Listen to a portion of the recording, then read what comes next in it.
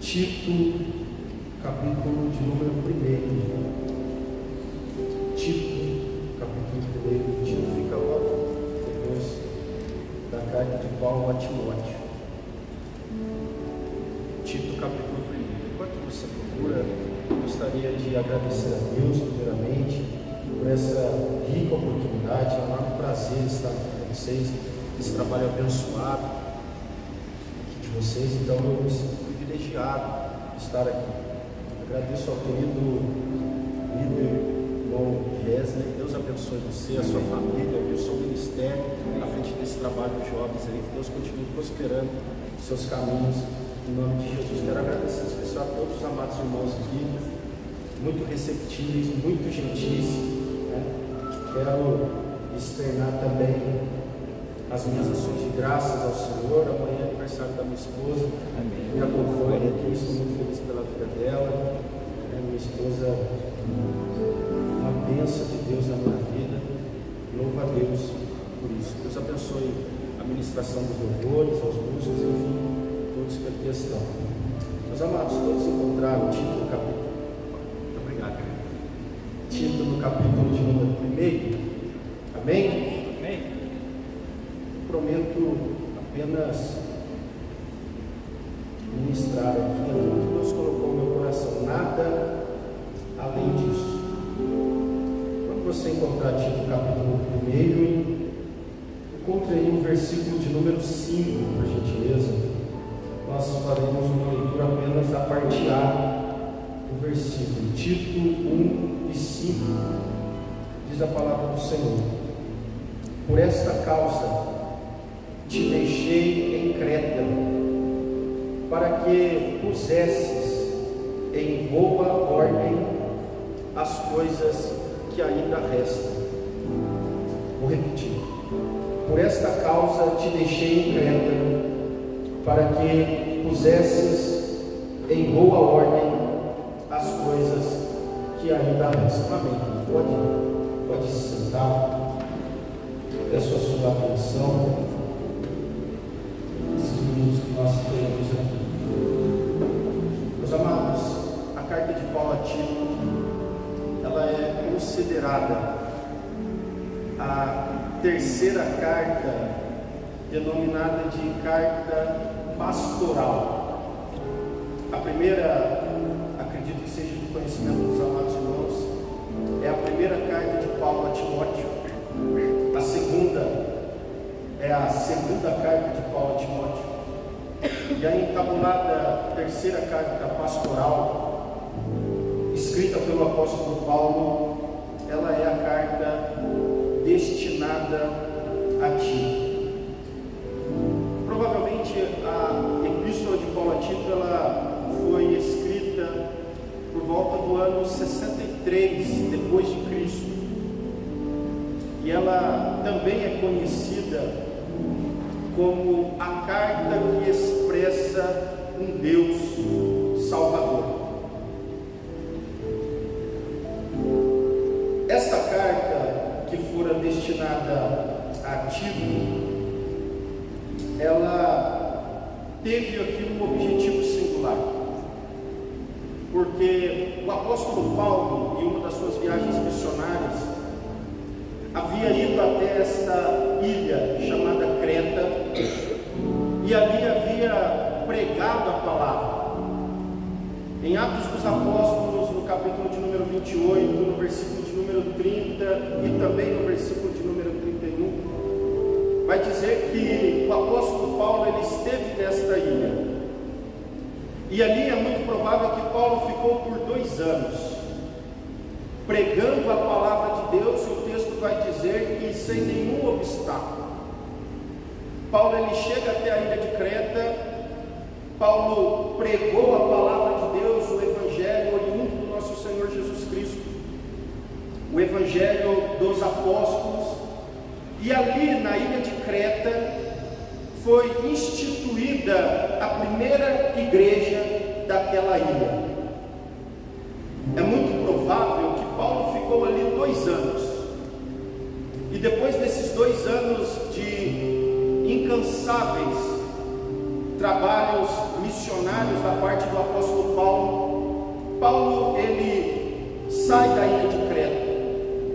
deixando ali instituída a sua igreja. No entanto, Paulo, o apóstolo Paulo, ao deixar a ilha de Creta, Paulo deixa Tito ali. E depois de um determinado tempo, que não está tão clarificado, se foi logo depois da saída de Paulo, se foi dias depois ou anos depois, Paulo, ele faz uma carta, e ele destina essa carta a Tito, que havia ficado na ilha de Creta, nesse lugar que, repito, fora instituída a igreja do Senhor Jesus Cristo. Mas Paulo faz essa carta, e por óbvio, muitos aqui entendem, e eu também comungo disso, que é uma carta de efeitos pastorais. Mas quando nós estudamos a carta de Paulo para Tito, nós entendemos que havia no apóstolo Paulo uma preocupação. E essa preocupação do apóstolo Paulo, ela tinha um motivo muito grande. Porque, repito, a igreja estava ali estabelecida. O propósito de Paulo havia sido alcançado. Paulo havia pregado o evangelho e pessoas haviam se rendido ao Senhor Jesus. Mas por que Paulo ele escreve essa carta para Tito? Exatamente porque a preocupação do apóstolo Paulo, ela está clarificada no próprio capítulo de número 1. E nós temos ao menos 3 preocupações, 3 grandes inimigos que poderiam impugnar o texto, o evangelho que Paulo havia pregado para os cretenses. E o primeiro deles, nós já percebemos, está no verso de número 10. Então, aqui recapitulando, Paulo pregou a palavra, Paulo fica ali por 2 anos, a igreja é instituída, os cretenses ali aceitam a Jesus, boa parte deles. Paulo vai embora, Paulo deixa ali Tito, mas agora vem uma preocupação no apóstolo Paulo. Paulo então escreve uma carta a Tito, que havia ficado ali. E esta primeira preocupação, que poderia colocar em xeque todo o trabalho que o apóstolo Paulo havia feito, ela está inserida no verso de número 10. A preocupação, a primeira preocupação do apóstolo Paulo, ela se dava porque ali haviam falsos ensinadores, falsos doutores.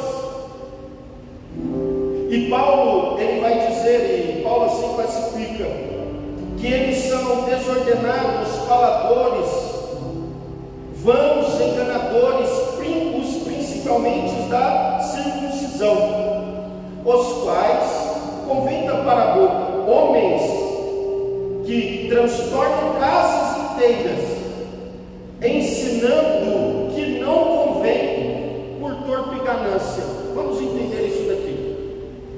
Haviam homens, pessoas na ilha de Creta, que detinham o conhecimento da palavra de Deus, o conhecimento da Torá. Esses homens possivelmente chegaram inclusive aos ouvidos dele que um certo Jesus havia morrido, e muitos estavam se convertendo ao que esse Jesus pregava. Entretanto, estes homens que detinham este conhecimento da palavra, eles se assustaram um pouco, porque quando Paulo vai até a ilha de Creta, Paulo vai com um discurso para limitar as ações dos cretenses, para dizer para eles que este Jesus que havia morrido, porém ressuscitado, queria dar nova vida para eles, mas que haviam limites segundo as suas vontades. Porém, esses homens, sabendo dessas informações e conhecedores da palavra também, esses homens agora, utilizando a palavra,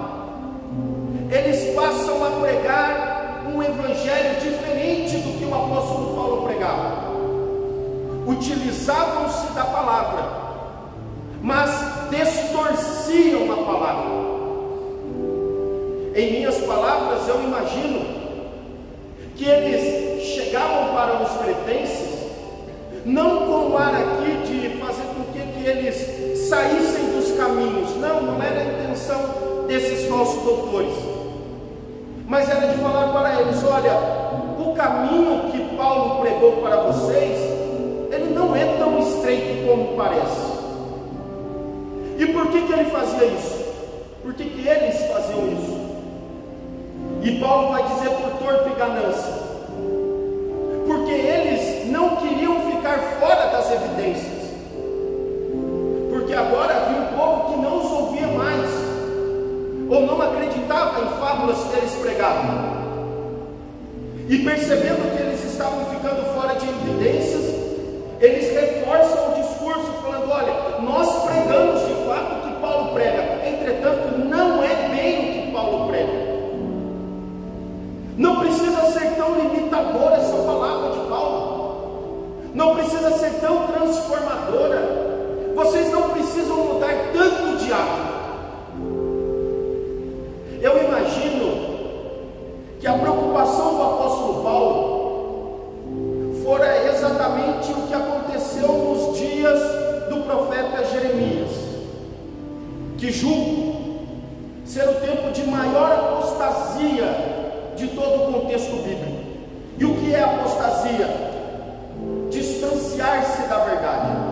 Para que vocês tenham uma ideia, e acredito que seja do conhecimento de vocês, no capítulo 7, a partir do versículo de número 18 do livro do profeta Jeremias, vai dizer que o povo de Deus, os crentes, os hebreus, eles passaram a sacrificar a uma divindade na época de chamada, ou melhor, de rainha dos céus. As mulheres da época, elas faziam bolos, massas, e elas sacrificavam essa divindade. Eu não estou falando do mundo, eu estou falando do povo de Deus. O capítulo de número 44 do livro do profeta Jeremias vai confirmar esses hábitos, que o povo de Deus, o povo hebreu, eles passaram a dividir a adoração com outras divindades, em específico essa, curiosamente, chamada Rainha dos Céus. Mas o que me chama a atenção, e por que eu repito isso? Porque os sacerdotes da época, aqueles que tinham a função ou a responsabilidade de reprimi-los e orientá-los por meio da palavra, dizendo: vocês estão fazendo o que é mal aos olhos do Senhor, volte, não façam isso. Pelo contrário, eles falavam para o povo: eu consultei a Deus hoje, e sabe o que Deus me falou? Que há paz no nosso meio. Continuemos com as nossas práticas, porque Deus está no nosso meio. Aqueles que eram responsáveis, os doutores, que tinham que exortá-los por meio da palavra, falam: não tem problema, o importante é continuar no caminho. O caminho não é tão estreito, não precisa ser só Deus, pode ser Deus e mais um. Então penso e julgo que a preocupação do apóstolo Paulo era que aquela apostasia que acontecia nos dias do profeta Jeremias voltasse a acontecer na igreja de Creta. Os irmãos estão entendendo o que o irmão já está falando? Então por isso que Paulo ele destina essa carta para Tito, para que Tito tivesse um olhar especial para estes que têm pregado um evangelho diferente do que Paulo havia pregado para os cretenses. O segundo obstáculo, ele está no versículo de número 12. Tiago, qual é o segundo obstáculo? O primeiro são os falsos doutores, que agora estavam discursando palavras que eles julgavam ser palavras de Deus, mas na verdade eram diferentes do que Paulo pregava.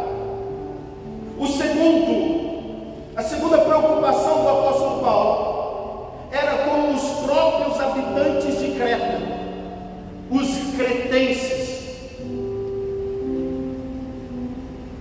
E Paulo aqui, no versículo de número 12, ele vai dizer, olha, assim como um profeta deles, e esse profeta aqui, ele tinha o nome de Epimênides.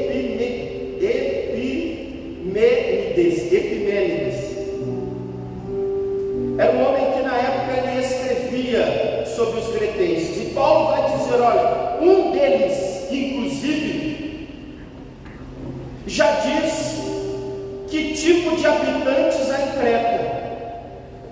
Os cretenses são sempre mentirosos, bestas ruins, ventres preguiçosos.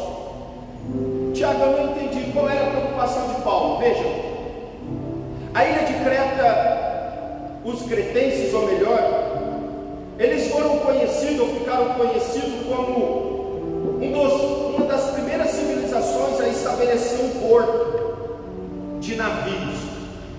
E os cretenses, eles ganhavam dinheiro pela mercantilização de alimentos, porque um dos pontos de riqueza da ilha de Creta eram os agricultores.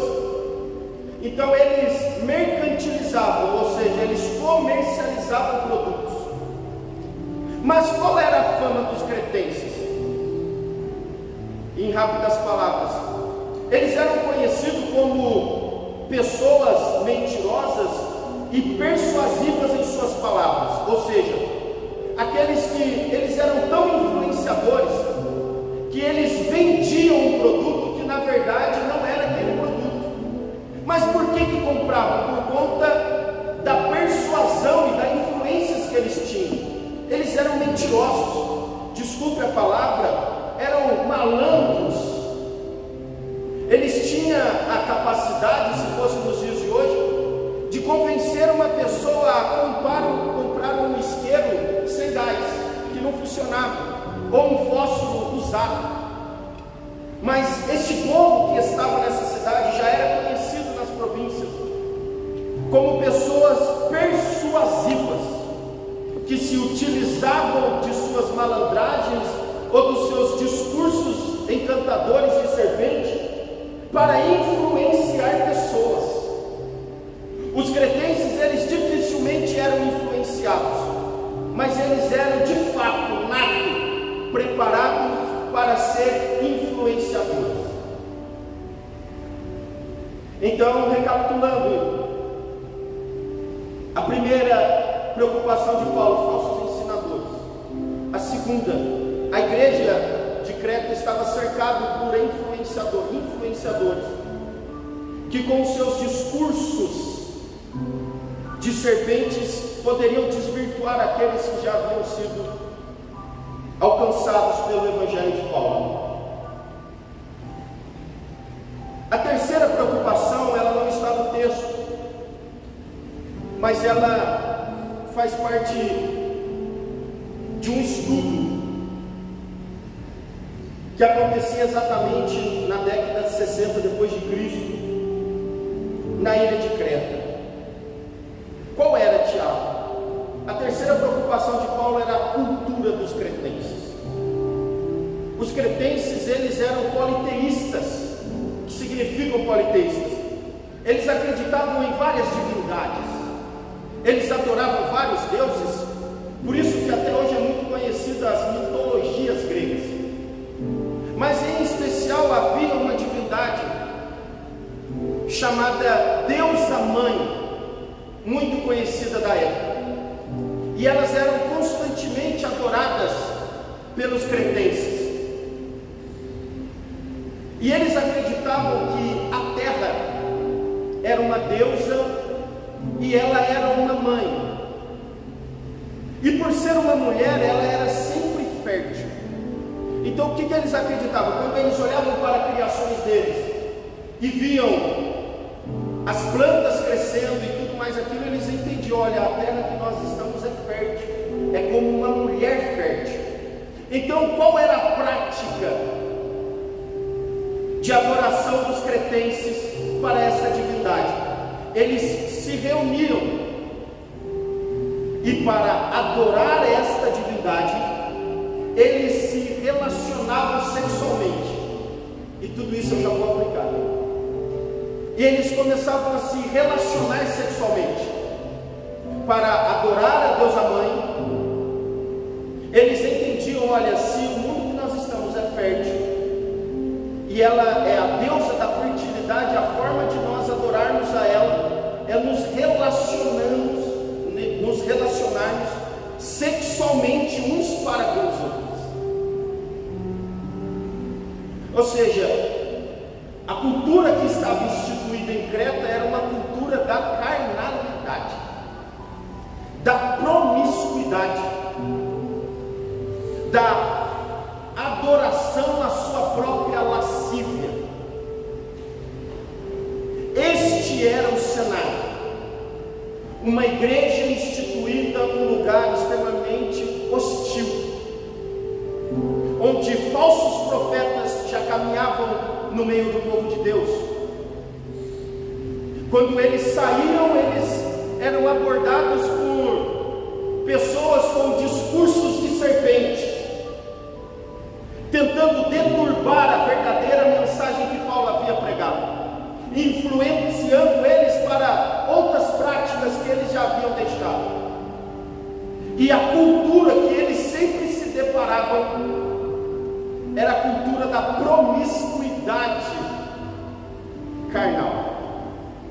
Os irmãos entenderam até aqui? Amém. Meus amados, e caminhando, já prestes para encerrar, eu acho muito interessante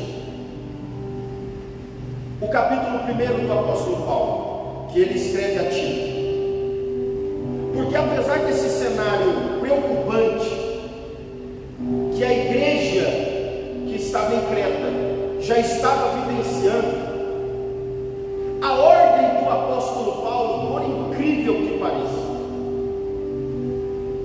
não é: Tito, organize comissões, saia pelas ruas e pregue a mensagem que eu preguei para vocês. Tito, separe por grupos. Tito, vamos às ruas. Tito, preguemos o evangelho transformador. Não é essas instruções do apóstolo Paulo.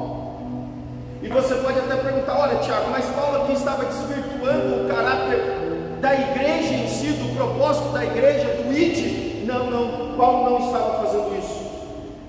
Paulo, o desejo dele é que a igreja crescesse cada vez mais em Creta. Mas por conta desta realidade já estabelecida no meio do povo, Paulo ele diz uma coisa para ti. Foi o que você leu. É necessário que antes de vocês irem, antes de pregarem o evangelho transformador que alcançou vocês, algumas coisas têm que ser colocadas em boa ordem. Porque da maneira como estão, da maneira que a igreja em Creta já está se deparando, algo precisa ser feito. Nós precisamos nos acertar internamente para depois irmos às ruas e assim pregarmos e assim alcançarmos falsos autores, pessoas com discursos tendenciosos e pessoas que têm uma cultura da carnalidade. Eu acho interessante, querido, porque particularmente eu consigo visualizar. E acredito que você também. E quando eu me refiro a isso, eu não estou falando desta igreja, a igreja estabelecida na rua Cônigos Tobias, né? Ou a minha lá, Antônio Carlota. Não é a igreja local, mas a igreja de Cristo nesse mundo. Eu acredito que nós, jovens, nós temos vivenciado os dias de credo nos nossos dias, porque muitos daqueles que têm a oportunidade de pregar, de usar a unção que Deus deu para pregar a verdadeira palavra de Deus, a verdade que transforma, a verdade que me alcançou quando eu estava no mundo, a verdade que quem sabe alcançou você. Estes têm trocado o evangelho da cruz, o caminho estreito, para adentrar aos nossos cultos, aos nossos encontros, para pregar, utilizando-se da palavra, mensagens totalmente motivacionais, mensagens antropocêntricas, deixando de pregar a mensagem cristocêntrica. E por que eles fazem isso? Porque muitos, e eu sinto temor de Deus aqui, porque muitos têm se vendido por torpe ganância, muitos têm se dado a revelações mentirosas, pregando para a igreja que a igreja é injusta por passar por provações, que há uma injustiça quando você perde alguém, mas Deus, sendo justo, Ele vai fazer todas as coisas, Ele tem que fazer todas as coisas. Por isso que cada vez mais nós vemos nos nossos cultos herdados de mensagens antropocêntricas, muitas falácias e fábulas, dizendo: eu determino, tem que ser assim. A mais conhecida de todas: Senhor, eu não aceito passar por isso. E hoje, o que mais me preocupa,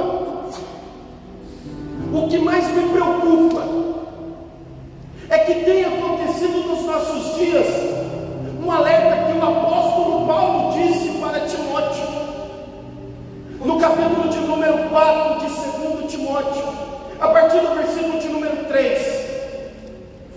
Paulo, ele diz assim: olha, Timóteo, preste bem atenção, porque virá um tempo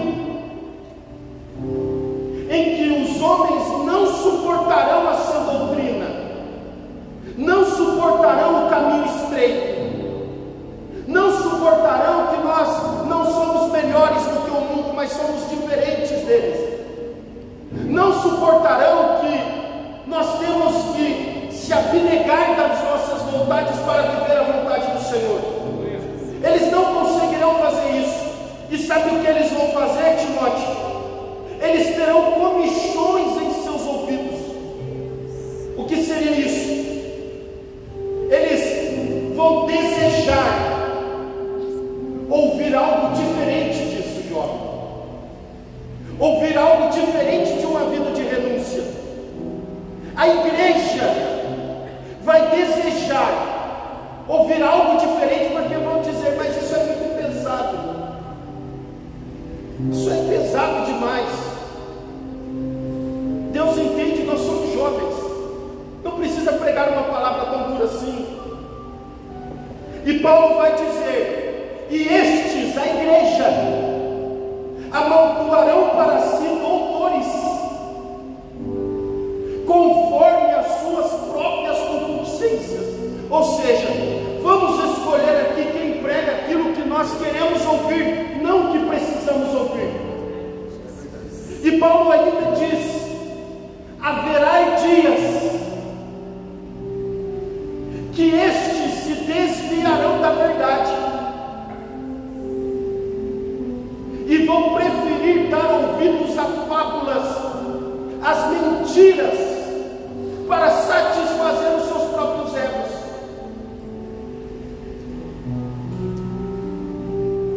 Precisamos colocar em boa ordem isso, antes de irmos. O segundo ponto aqui no Gesley, eu já estou caminhando para o final. O segundo obstáculo, as influências. Infelizmente, e não estou, e eu falo isso com todo acatamento, jovem, com todo respeito, mas com o máximo temor de Deus. Muitos acreditam que ser o que precisamos ser, ou fazer a diferença, está tão somente num encontro como esse. Aqui nós falamos, aqui nós entoamos glórias a Deus, aqui nós bendizemos ao Senhor, mas quando saímos, falamos como eles lá fora, desejamos o que eles desejam, andamos como eles, vemos como eles, falamos como eles, nos relacionamos como eles, e estamos perdendo a capacidade de influenciá-los, mas eles, com discursos de encantamento de serpente, têm passado a nos influenciar, e isso tem acontecido dentro da igreja. Tiago, o que é necessário antes de nós irmos? Precisamos colocar em boa ordem essas coisas. O terceiro ponto, a cultura da carnalidade. Naquela época eles adoravam a um ídolo por meio da sua lascívia. E hoje, infelizmente, jovem, a carnalidade para muitos de nós se tornou um ídolo. E para satisfazer esse ídolo, nos submetemos à vontade da carne, nos submetemos a lascívias contrárias totalmente da palavra do Senhor para nós. E é tão triste e tão forte isso, que muitos desses não conseguem se desprender dessa carnalidade, porque ela é um ídolo que precisa ser adorado por ele, que o incomoda para que este ídolo seja satisfeito.